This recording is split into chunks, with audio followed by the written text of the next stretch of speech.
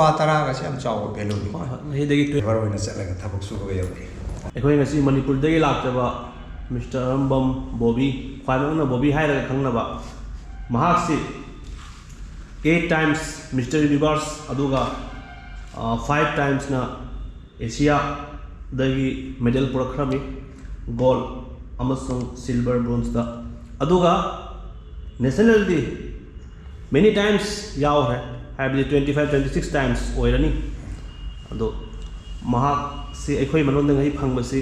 ekhoi yamna pukning chakhatba amasung harau nengagi mikuba mani isa gi self introduction su tawjage ma tawgi baga loina na ai Arambam Boby ai manipur dagi ni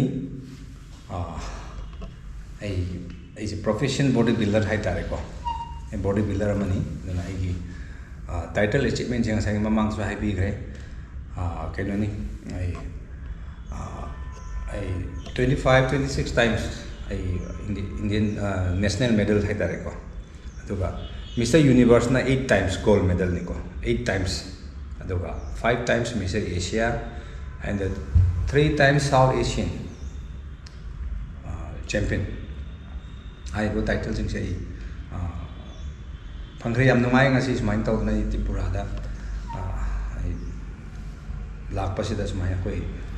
ayuk thengna dana ayuk ka wari sara sana bagi tanja am phangbu se ki su yam nungai sini I see bodybuilding field sida bagi ai 25 years hai tare ko 1995 tekina 2019 book ai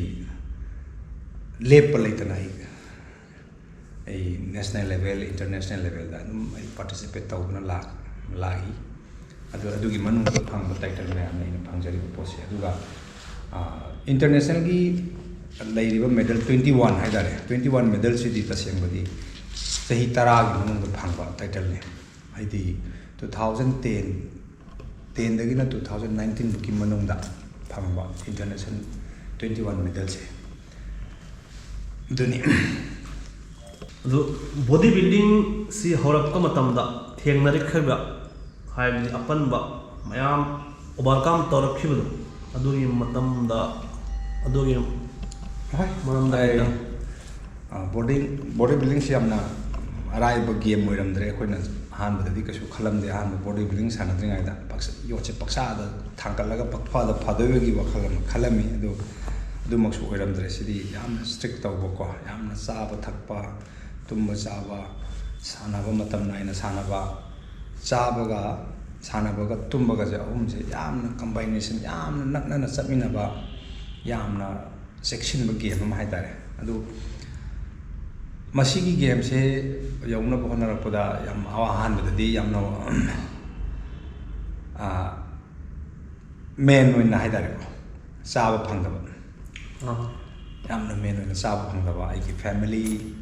background se yamna khara haidare ihai bi kono bigili ketan adu yamna kano tawna lakpa family ju natamina ai ki father su ai sa man ai father se khangau tre keno dia mai pikna ngai da baba se legi da ba na akai gi ai gi baba sina Arambam ibom sa hai ko doga ima sina dasumati ada baba legi da matung da ai khoi gi sinni nau taruk sida aina manga su bani doga nupa mari nupi ani nupi na khwai harna doga nupi na khwai atom marakta 4 brothers da in khwai de atom ba ba matam da baba le gidra kan da koi isini na usang se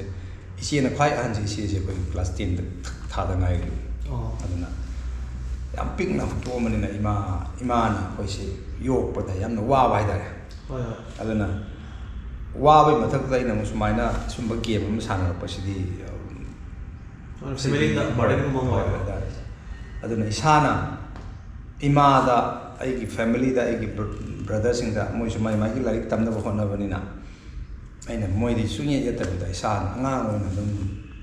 yungi ai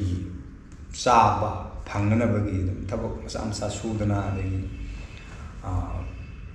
koi gi kare hadare mi temporary oina permanent nattaba migi building ga sabuda ai labor oina chalaga thabak su ga yawi adugi paisa aduna chalaga ai ki sana buda khandi ai ki sana bu satna ba cycle leibni khandi ai adu da manage taw hai dare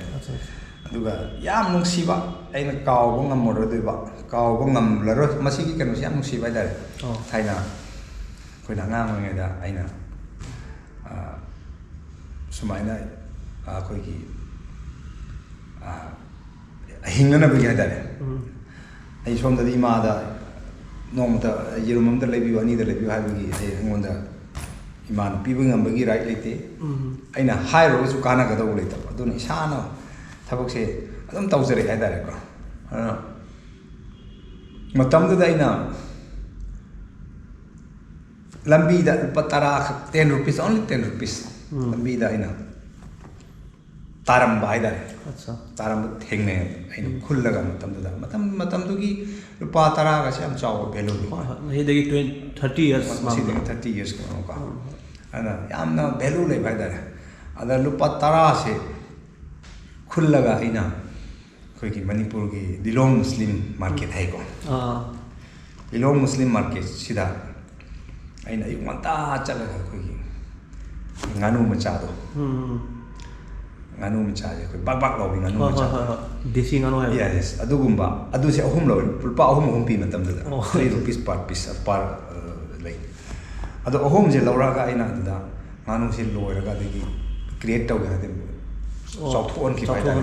adu do loira matung da nganu mana mapung pha ba je sat 6 months mapung pha adu yo thoga mu aina mu nganu bilai ti nganu bai le dai adu se mu adu gi aphang pasad mu lai ra mu yokhal aga adai da du su mu yo laga de di koi gi yen gi small yam saw ban ta ba yen go na ma chara ga koi gi yen kun gumba tarang ma kun gumba lor ga adu da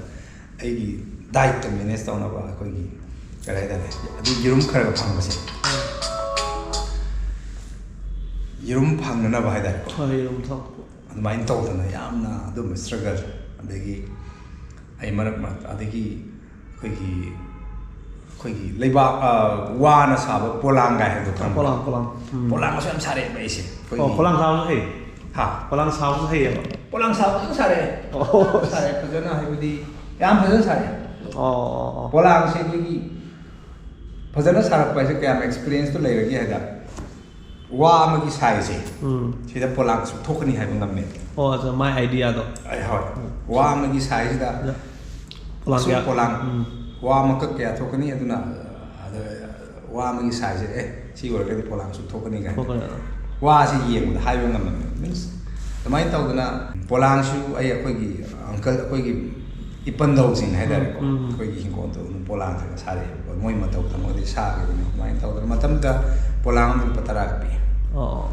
leba polang se ko tamai taw dana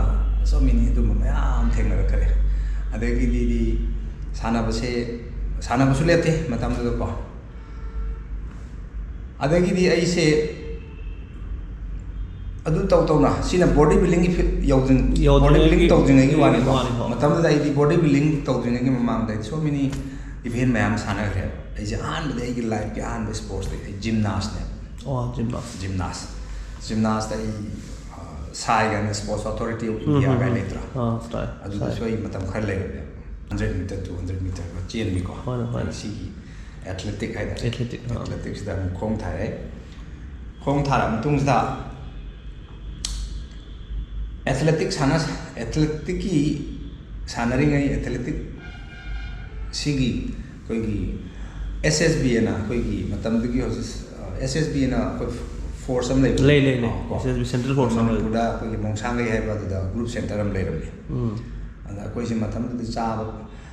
hojing asa hai du na du gi tong jing gi mamang gi ni aina ssb da chang jing gi ko aduga ssb da koi gi athletic ki quota hai da ko recruitment taw de ge si du yaw da ne athlete koi ssb da matam kha su le ram me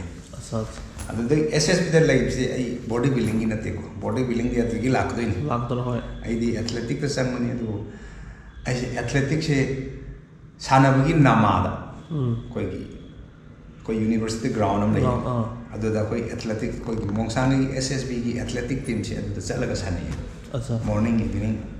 game तगी मपान तुम थोड़ा अदा अदुगी नामादा इन पुरा चलगा gym साना बने बैसे अच्छा without permission नहीं without permission wari मिया school है को नहीं हो जा हान से माय मना का साना रहे हेक साना बा होगी बिदगी देगी बॉडी बिल्डिंग करियर से 1995 तक होगनी 95 हेक होगा इदी कंपटीशन में थोखरे था अनि उम साना मतुंग गई mister Manipur title junior title तारे अदे 95 ता मिस्टर मणिपुर तारे 96 तसु तारे अच्छा मिस्टर मणिपुर से अदेगी दी 96 ता अदे 96 ता मोहि जे इंडिया रिप्रेजेंट तवे अनरुब दे दी आई से कोई SSB की कोई कमांडेंट जिना खंगकना एंगोंदा यामना कोई harassment है दरे mentally harassment मैम तो गिव सुले हाइदी मधु आई नंगा तो चुम्मे आई हाइदी बॉडी बिल्डिंग की कनो दी लेब नते आई नो खुरा लोरा लगे मोय की आया याव गन चलु बदो अद मोय न खंगा तो नहीं होता यामना फील्ड अनि मक्सिसु तोंगान फील्ड नि फील्ड नि एथलीट का याम तोंगान फील्ड नि अदना असai की मोयसु वारो भाईदारे अदा इंगा अंदा डिसिप्लिन यावदबो गाइना इंगोंदा तौदना खरा मेंटली हरासमेंट दum तौई अदुबु लाइबो फबा हाइदुरा साइगी इशोरना सुम माइ सुम पहलक भाईदारे को अदगी अदैदि अदुगी प्रेसेस लापदे से मो SSB दि विदाउट परमिशन मु सेंथोर खरे अच्छा तो ओनली आई 2-3 days की छुट्टी लौरगा अदैदि ऑफिस सत्रे अच्छा send them लेगरे so many call letter लाए अदai चंगरो सिने तवरो सिने लमाइन तवरो ना तवरे जॉब ऑफर फंगे बेस अच्छा इंडियन रेलवे दा आई याम फंगमे इंडियन रेलवे मुंबई दा फंगी ऑफर से अदुगा क्वाइदगी इहान हाने अपॉइंटमेंट ऑर्डर पीबदी साउथ सेंट्रल रेलवे है हैदराबाद के सिकंदराबाद है अच्छा अच्छा अदai इहान अपॉइंटमेंट पी लमाइन तवदना आई लाइफ यामना फबा हाइबसे मु आई कलकत्ता दा join to se sina ai how kaino ha ai gi second course ha da manipur gi first course na mr ya school khoirom ya school haris ba ai makha ma di kuin su ai mai makha da kuin su sa leminar de kaino di som na ta sakre ado ai second course ge kolkata gi sambhu chatterjee gi makha da leiba sambhu chatterjee na in charge ta aduga mai makha da leiba koi coach sai da कोई feel से ताकपा कोई की सापुन जाना है ना सापुन जाना है कोचे मा थेंना हो सिना ने इंगा सी स्टेज पु योगो ngam si hai याम कुप्पा याम सेक्शन बो जा है दारे को अच्छा अदवाइन तो NF रेलवे गुवाहाटी हेड हाई मतन पोस्टिंग जो हेड ऑफिस ता लेबे याम मोई की सो सपोर्ट याम फंगी तो आसाम की public हाँ every district तक ये वो कौतना Assam, Arunachal and Meghalaya also. Arunachal is the best. पैसा आगे है रहते को Arunachal दरी negotiate तो नहीं अच्छा आई चला बा 1 लाख अमस हुए दरे मायना शोम तो होगी मायना आई पिक फॉर्म दा मतम ताई टाइटल से सना लाई मतम निना मोइना शू स्पोर्ट्स की टाइटल तो की वैल्यू खंगा फजन हम तवे कोई पैसा वाली साना दे बॉबी नंग संग्रा संगे लाओ दो बगा आसान नहीं मसी की सी की स्टेज हो रही से दो NF रेलवे का सा दे ले हो लगता है कि सी की कैरियर से हो आसाम की सपोर्ट में ले यार सो सपोर्ट पब्लिक की रियली आसाम से लव आसाम आसाम में वक्त करी खले आई लमदम ने खले कहीं दे आई कैरियर स्पोर्ट्स सी की कैरियर से आसाम दगी लापने नहीं तसे मुझे आसाम दे लव आसाम हौजी हौजी इम्पोर्टेंट प्रोजेक्ट को बकसु 2019 आई कोरिया दा आई तरा रखसुबा आई वर्ल्ड चैंपियन है दे को तरा रखसुबा साना तरा रखसे आई दी असेंबली ngasai मरक दसु कनो तो होद्रे ꯑꯩꯒꯤ ꯃꯤꯁꯇꯔ ꯌꯨꯅꯤꯚꯔꯁ ꯇꯥꯏꯇꯜꯁꯤꯗꯤ ꯃꯦꯗꯜꯗꯤ 10ꯅꯦꯕ ꯆꯍꯤ 10ꯁꯤꯗ ꯃꯦꯗꯜ 10ꯅꯦꯕ ꯆꯍꯤ 10 ꯁꯥꯟꯅꯕꯗ 10ꯔꯛ ꯁꯥꯟꯅꯕꯗ 10ꯔꯛ ꯃꯦꯗꯜꯅꯦꯕ ꯃꯦꯗꯜꯗ 9 ꯑꯃꯅ 8 ꯑꯃꯅ 8 ꯃꯤꯁꯇꯔ ꯌꯨꯅꯤꯚꯔꯁ ꯇꯥꯏꯇꯜꯁꯦ ꯋꯥꯔꯜ ꯆꯥꯏꯜ ꯇꯥꯏꯇꯜꯁꯦ 8ꯅꯦꯕ ꯆꯦꯝꯄꯤꯌꯟꯁꯤꯅ ꯑꯗꯨꯒ 1 silver 1 bronze total 10ꯅꯦꯕ ꯑꯗꯨꯒ ꯉꯁꯥꯏ ꯑꯦꯁꯤꯌꯟ ꯆꯦꯝꯄꯤꯌꯟꯗꯅ 5 ꯍꯥꯏꯕꯗꯣ टाइटल मेडल दी 8नेब 5 चैंपियन एंड 2 सिल्वर है total 7 अदुगा साउथ एशिया दना 3 गोल्ड मेडल को 3 gold दुमाइन तौदना गना तौबने अदुदगी दे आइसे सही आई सर्विस से 23 years some months है दारे को सी योक्सन कोई गिदी सही 20 years सुरगदी कोई रेलवे से BRS voluntary trial of थोप याय अदा इसे कोई ना सही 25 years चुमे लेफ्टना कंपटीशन थोड़ा पजे नोंग तो ऑफिस का दे को साना अदर ऑफिस की मनों की ड्यूटी से कोई खांग रहे ऐसो हाइट रहे को अदना साना वो पथार दी ऐ साना वो तो पथार गया है 2019 कोरिया की जिजू आइलैंड है बस लम्दुदा अरोई बाई कंपटीशन ने को सी साना रोगा अदुदा चैंपियन जो है गोल्ड मेडल फंगे अदुगा अदु साना मतुंग दैसे साना से पोथारे साना वो पोथार अपने इसे ऑफिशियल की कादे याद रहे हां वाह गवर्नमेंट एम्प्लॉयर में मिना सम प्रिंसिपल गवर्नमेंट नो हां मी रूल्स साना वो पोथार न ऑफिस कादे याद रहे ऑफिस का बाय से सही 24 सही कुनमरी 23 years some months से ऑफिस नों थबक सिंथि नुवाई तरक्तरमनिना परमिनेंट फम का थबक सु हाइबसु हाइनरक्तब अनि सुबन अनोब थबक अदे अनोब थबम ओरे याम हाइबवानी तौगिदब थबक तो अराइब ओरगसु अतोपम दराइब ओरसु उन दिम लून थेय अनादे दे हाइसु आई मस थबक से पोथारगे हैना BRS से अप्लाई तौरे हजि 2021 दा voluntary trial थे कोई न्यू जनरेशन की मतंग any importance tips तुम्बा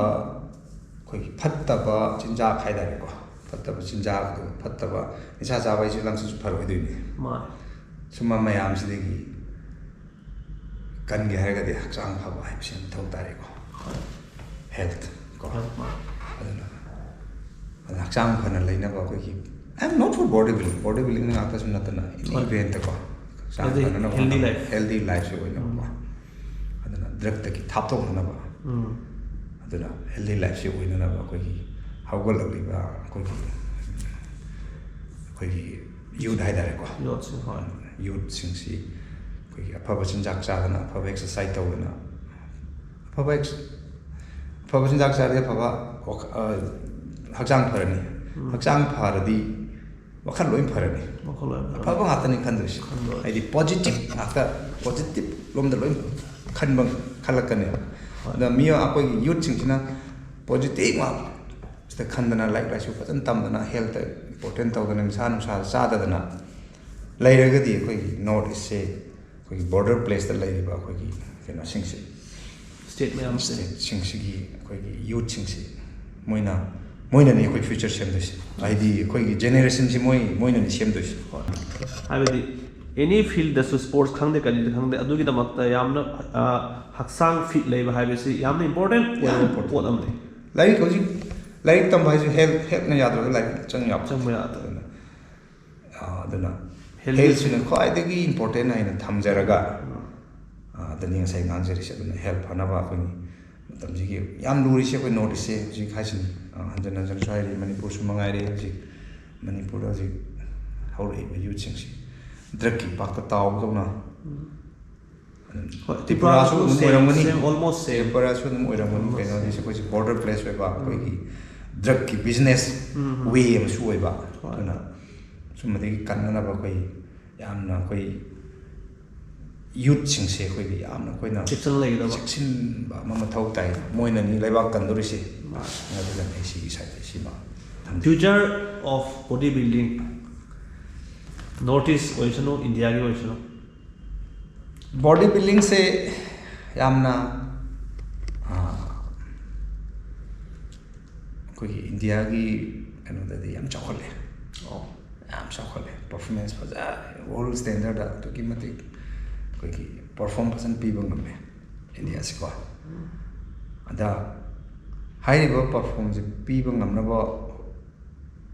होना बता सो mini struggle with money ID spend इन पैसा नहीं चंगी से को चाब तक पर अंदर बॉडी बिल्डिंग की स्कोप है रगदी यूजिक से मसा मसा सेल्फ कोई सेल्फ इन्वेस्ट तौरगा को होना वो ना हम उड़ी अदुना स्पोर्ट्स प्लेयर में बगी सपोज हाना ऑल स्टैंडर्ड सानरोगा मेडल लौरगा गवर्नमेंट ना सपोर्ट तौबा गवर्नमेंट ना मागी हिंगना लंबी पीबो गाय बगी कितन वाली अदुना कोई सेंट्रल जॉब ता हैरगदी बॉडी कोई सब रेलवे है को आर्मी नेवी एयर फोर्स को सुम मयाम की बॉडी बिल्डिंग से बॉडी बिल्डिंग की इवेंट कोई रिक्रूटमेंट मैम तौरी को सीनी दुगा माबू ओलंपिक मेडलिस्ट की टाइप ता गवर्नमेंट सो मेनी समागी इंसेंटिव अवार्ड नत्रगा फैसिलिटीज पीबो दुगी चांग दी खतंग बॉडी बिल्डिंग दे कितन वाले अदुना दुबो होय आई सामसु रेलवे दा लेरमिने हाई फील्ड से सी फील्ड दने आइना मोइना रिक्रूट तौरिसि तो अदुना scope soup lai leitawdi natte mahai abidi magi masak ta kami mo oyde oiragadi adum magi scope su sum lakani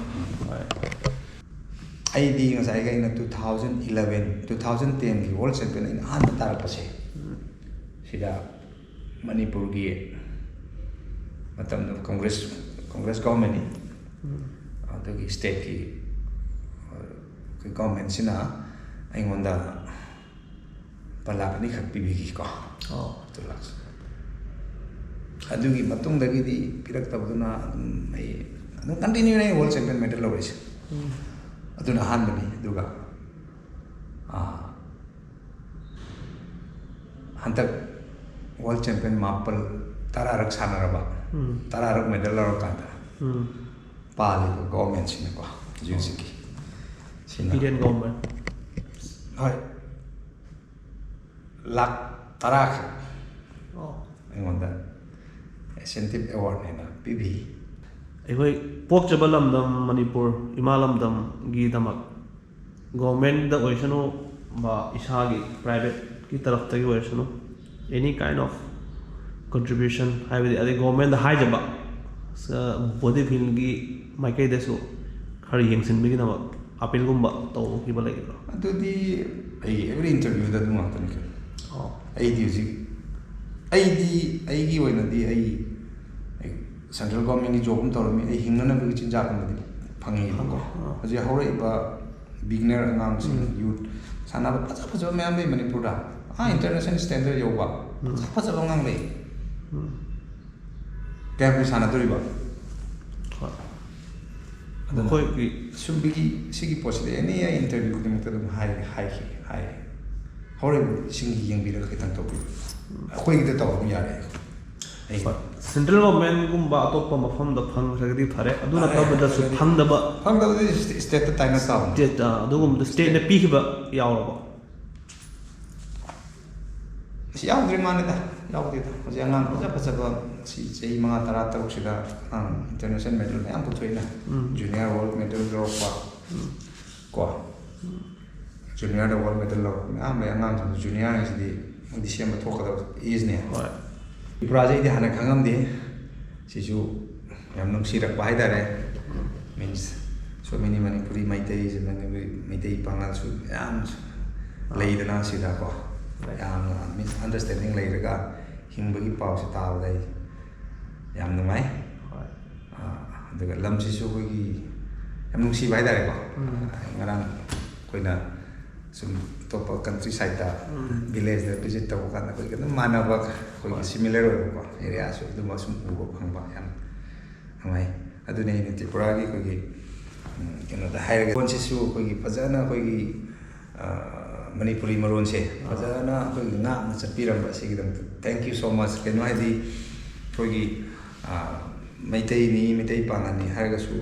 some area da kogi maitai lo ngang bada yamna kogi khoira ba haida ko atop marlona sin ki ba sam da su dum mayam lai taw na te du sidadi yam clear kogi loan su khoi da bida fazana wari sana ba nungai bse means sina tapodi no Manipur de la iramdam je nungsi happen nungsi haina sida tai happen loan fazana ngangi ba ha khoi de na loan fazana culture ba ngai ba pose koi gi iramdam koi ke na du fazana ngang satli happen sina tai di sai tagi thank you so much Tripura's maitai jena maitai spangal ko sai tagi yam nungai sumba kan su thengna basida thank you so much